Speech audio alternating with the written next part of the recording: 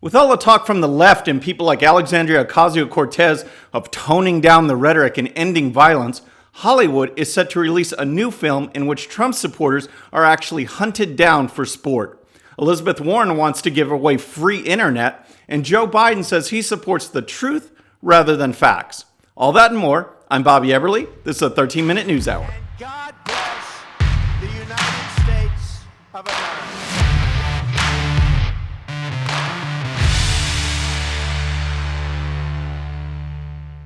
All right, friends, welcome to the show. And before we get started, I just want to tell you about my friends over at Bottle Breacher. You guys need to check them out. They make great stuff, made in America, veteran-owned company. Just go to bottlebreacher.com, use coupon code BOBBY13-A1 for 20% off your next purchase. That's bottlebreacher.com, coupon code BOBBY13-A1. All right, so first off, we're going to start with Elizabeth Warren because you guys hear everything that the Democrats are talking about, and those on the far left, they keep going farther and farther. Free stuff, Medicare for all, college tuition for all. So now Elizabeth Warren has her next free-for-all item, and that's the internet. Broadband internet for everyone. And here's a report from CNBC. Democrat presidential hopeful Elizabeth Warren unveiled a proposal to guarantee universal high-speed internet access as part of a new plan to invest in rural communities. I will make sure every home in America has fiber broadband connection at a price families can afford, the senator from Massachusetts wrote in a post on the blogging platform Medium. That means publicly owned and operated networks and no giant internet service providers running away with tax dollars. All right, so she followed that story up. That was from CNBC. She followed that up with her own tweet, and here's what she said. Let's create a federal office of broadband access and invest $85 billion into making sure every home in America has a broadband connection. That means publicly owned and operated networks. No giant telecom companies running away with your tax dollars. All right, so think about this for a second. $85 billion to get free internet from everybody, dealing with federal, state, and local governments in order to make sure that your internet is working properly. How many of you think that that's a good idea? It's just absolutely nuts. And then she says, there's no more telecom companies running away with your tax dollars. First of all, it's not tax dollars. You're paying a service. The ones who will be running away with your tax dollars are the federal government now with a new program. How well do you think that's going to go? And of course, Alexandria Ocasio-Cortez jumped into the mix, and here's what she tweeted. This was in a response to this tweet.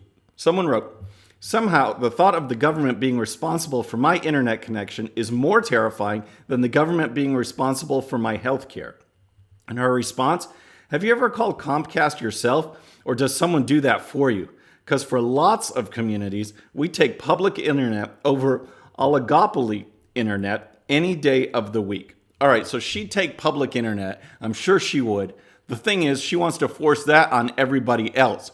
And she prefers an oligopoly over a monopoly if the government takes it over. It makes no sense at all. You've got a few telecom companies, out there. She wants to switch it, so there's only one. So it's the government running this program, taking it over, just like they want the government to run all of healthcare and drive private health insurance companies out of business. That's their take on it. Another free program, this time internet. I mean, who are you going to call when your connection goes down? The government?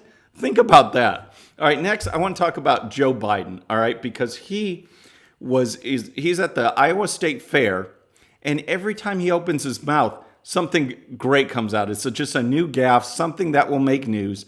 And sure enough, it happened again. It's just very strange. Take a look at this clip from the Iowa State Fair. We choose unity over division. We choose science over fiction. We choose truth over facts. So he says, we choose truth over facts. And that's absolutely 100% true, because that is what the left does. They try and come up with their own truth despite the facts, despite things like biology or physiology or common sense. The left is the one saying that, if a man wakes up and thinks he's a woman, then guess what? He's a woman. We all have to pretend he's a woman. Men don't have an advantage competing against women in women's sports. That's another one they say. And on. They come up with their own truth and ignore the facts and try and push that on people as facts as truth. It's just absolutely outrageous, and they do it all the time, and he just flat out admits it. And then he adds this little part, which I thought was fun. If you're interested, join me. I could use the help. Yep, he can definitely use the help, because the more he campaigns means the more he speaks. And the more he speaks, the more he says stuff like that. And I can't wait as the months go on. We're still months away from the first primaries and caucuses on the Democrat side. It's going to be so fun to see what he has to say. All right, so next I want to move to the heated rhetoric, and especially what's, in light of what happened last weekend. Everyone's talking about toning it down and all of this kind of stuff. And yet the left is the one that keeps going. They keep talking about stuff, keep trying to incite, people to get fired up. They're calling names. They're doing all of this stuff, and they won't stop. I mean, just this week, Mitch McConnell had protesters over at his house, and the rhetoric kept getting more and more violent, more and more heated, more and more profane. All right. He posted videos about what was going on at his own house on Twitter. And guess what Twitter did? They shut down his account. They shut down him. And so it's just, I bring that up because to show you what's going on and to show you the double standard. That's what happened to Mitch McConnell. Now take a look at this guy. This is a CNN contributor, Reza Aslan. All right. And here's a report from the Daily Caller. It says, CNN contributor Reza Aslan appeared to be calling for political genocide against conservatives Sunday, adding to his long list of violent tweets. After singling out Kellyanne Conway as the depraved evil we need to eradicate, Aslan doubled down on his call for killing, saying anybody who supports President Donald Trump should be eradicated. Yes, this is a CNN contributor. He's got a long history of doing this, and nothing seems to happen to him. And I want to go over some of these tweets that he's put out there that are still up. They're still up there. Mitch McConnell gets shut down for warning people what's going on at his house. This guy keeps going. Here's just some.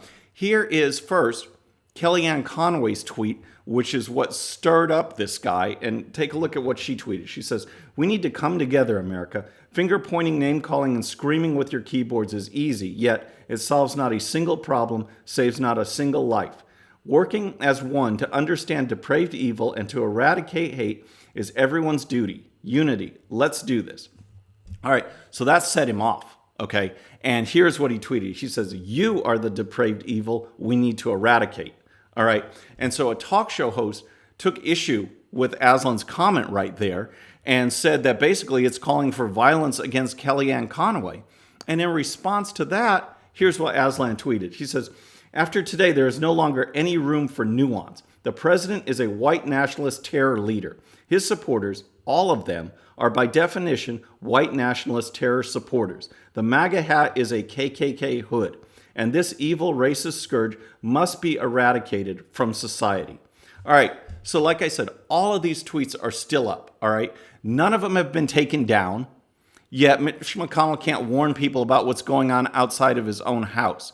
It's absolutely sick. They're talking about toning down the rhetoric, and listen to this. And this guy's been doing this for a long time. Back in January, when we had the Covington Catholic kids, being harassed at the steps of the Lincoln Memorial, he tweeted this. He says, "Honest question, have you ever seen a more punchable face than this kid's?" All right, so that is just, it's just insane. And I can't stand it because the left has one standard and the right has another. And we see it over and over again.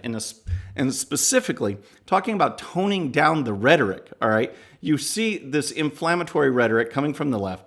They're calling names. They're saying all this stuff, inciting violence and never denouncing violence like Antifa. And along comes Hollywood. All right, now Hollywood is set to release a movie called The Hunt. And it is just, they are actually targeting red state deplorables for support. They're going after them. And here, in case you're not familiar with the movie, here's a report from the Washington Times. It says, in light of the recent mass shootings, Universal Pictures is temporarily halting its advertising campaign for The Hunt, a forthcoming Hilary Swank starring thriller that pictures a group of wealthy elites hunting down red state deplorables for fun. So you heard that. That's what's going on. Here's a shot from the trailer. Here's the title.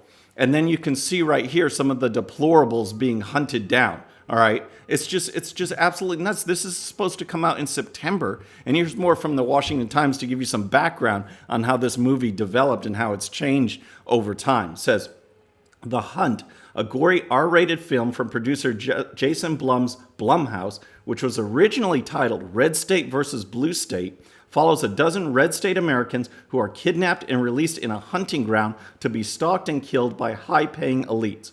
Did anyone see what our rat bleep in-chief just did? One character asks early in the screenplay, The Hollywood Reporter reported. At least the hunt's coming up, another character reportedly responds. Nothing better than going out to the manor and slaughtering a dozen deplorables. All right. So again, they're talking about toning down the rhetoric, and this movie, which was called Red State versus Blue State, and they're hunting red state deplorables. I mean, does that not incite violence? Isn't that obvious that who they're going after? I mean, it's absolutely outrageous for them to be talking about toning things down. And here is an actual Hollywood movie that's supposed to come out in September. It's just outrageous. All right. And so now we've talked about Elizabeth Warren. We've talked about Joe Biden. So now we have to get a little Kamala Harris. She was on a train, was interviewed by CNN. And the CNN reporter was asking about Trump's speeches and things like that and her response. And here is how the interview started. Let's talk about the president. He recently visited El Paso. Today there's video surfacing of him talking about the size of his crowds. You heard what he said after the news conference with Sherrod Brown and the mayor of Dayton. What should he have even gone to Dayton and El Paso? So should the president even visit? This is a typical kind of leading question from CNN and other organizations to just open up for whatever left-wing guest they're having. Of course, the president should visit. That's what presidents do. Now, if you don't like the party that the president represents, you might not be too happy if he's coming to your area, but that's what presidents do. They try and bring the country together during times of grief. And the things that President Trump said about trying to figure out the core issues behind these shooters was excellent stuff. And yet he gets attacked for even showing up. And Harris's response was just bizarre. Here's what she said. I mean, he's just so, his preoccupation with size. I'll leave that for someone else to analyze. Well, that's some expert analysis and response and commentary from Harris. I mean, it's just bizarre stuff. And the left does this all the time. And we see it over and over again. And it makes me wonder who's going to end up coming out of this Democrat field. We looked at Warren, we looked at Biden, we looked at Harris in this show. And it's bizarre stuff. And so this is what I want to pitch to you, okay? We had a great question this week in the Ask BE segment, but this time I want to ask you a question. I want to know who you think will emerge as the Democrat presidential nominee. We've got all of these candidates right now. Who do you think is going to emerge? Go to the link in the description, the Ask BE link. Send me your video with your comments, and we'll put some together and put them on the show. You can make the show like Sean Chittick did on the last show. It was a lot of fun. So who do you think is going to be the Democrat nominee?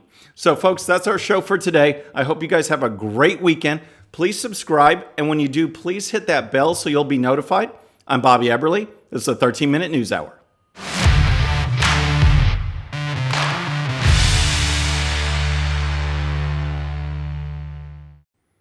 Okay, friends, just a little reminder before you go, and no, this does not count against my 13 minutes. Please hit the subscribe button below and tell your friends. And if you happen to miss our last show, you can check it out right here. And also for great conservative news and commentary, please check out GOPUSA.com. All right, folks, we'll see you on the next show. Have a great day.